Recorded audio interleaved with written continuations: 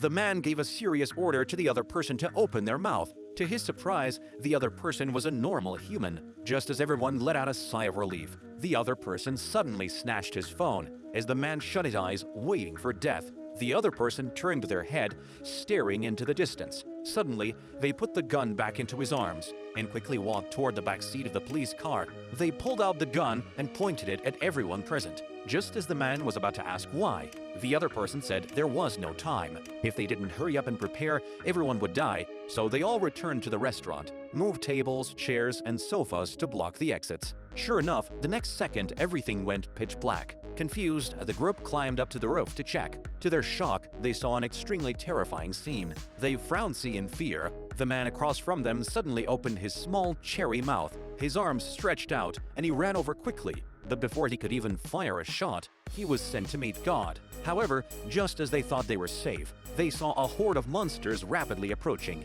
They quickly pulled out a rocket launcher and shot at them.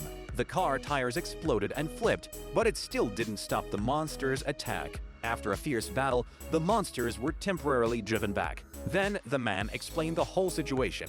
It turned out these monsters were angels controlled by God's angels. Their mission was to carry out a periodic cleansing of humanity. As a high-ranking angel, he didn't agree with God's methods, so he came to Earth to save humanity. But in order to completely destroy God's plan, the key was the reincarnation of Jesus inside a woman's belly. The woman didn't believe it, but she started feeling something. Soon, she gave birth to the reincarnation of Jesus. At that moment, the monsters outside frowned in place. Just as everyone thought the crisis was over, a flash of white light appeared at the door and Gabriel entered the restaurant. Without saying a word, the man opened fire, but Gabriel's wings were as tough as steel. No damage was done, and the man was sent to meet God. Seeing the situation was getting worse, the man told his team to take the child and go, but to their shock, the monsters outside had already surrounded them. Luckily, the monsters were in a state of paralysis, and everyone managed to escape without a scratch. Meanwhile, the man who stayed behind to hold them off was no match for Gabriel after losing his angelic powers.